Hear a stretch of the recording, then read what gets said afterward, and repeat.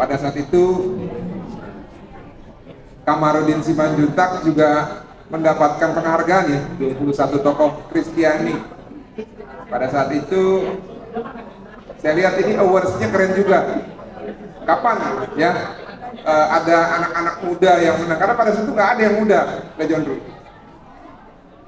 Saya ingat betul pada saat itu kita lagi ada aktivitas, menurut saya ya, dan menurut yang kita percaya pada saat itu, aktivitas mulia membela hamba Tuhan di Ciamis, yaitu Bapak Haji Muhammad Kosman, seorang pertobat yang menginjili orang-orang tapi harus dipenjara.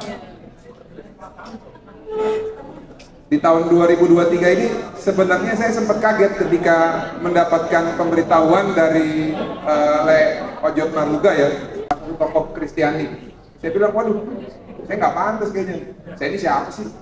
Orang anak muda doang, bukan tokoh-tokoh senior gitu kan.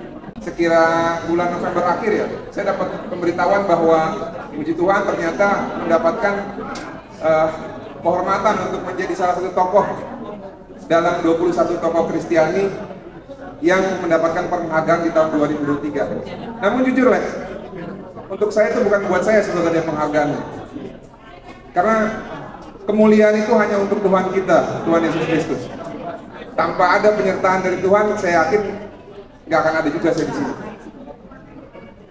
Testimoni saya sebenarnya hanya dua, Le John Ruh dan juga para penasehat Majalah Narwastu yang saya hormati. Mudah-mudahan dengan adanya penghargaan 21 tokoh Kristiani ini yang tahun ini diberikan kepada para tokoh ini dapat menginspirasi lagi banyak tokoh-tokoh Kristen yang ada agar benar-benar mau menjalankan nilai-nilai Kristen dari seluruh profesi.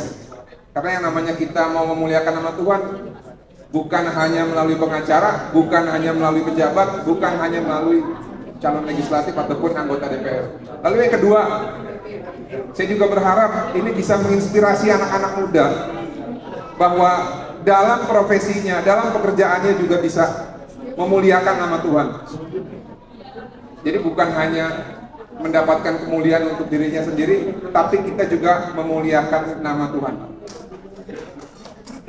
Dan pesan saya untuk caleg-caleg yang nanti akan berkompetisi, saya berharap bukan hanya orang yang Kristen, tapi nilai-nilai Kristennya juga nanti dibawa dan digunakan ketika mendapatkan amanah. Karena, mohon maaf, saya harus tegur keras di sini.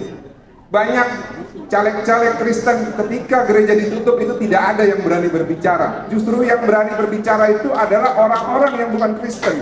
Kemana kalian semua? Oleh karena itu, saya berharap bukan hanya calegnya yang Kristen, tapi nilai-nilai Kristiani dan juga semangat terhadap solidaritas satu tubuh Kristus ada di dalam diri kalian semua. Terima kasih, Tuhan berkati kita.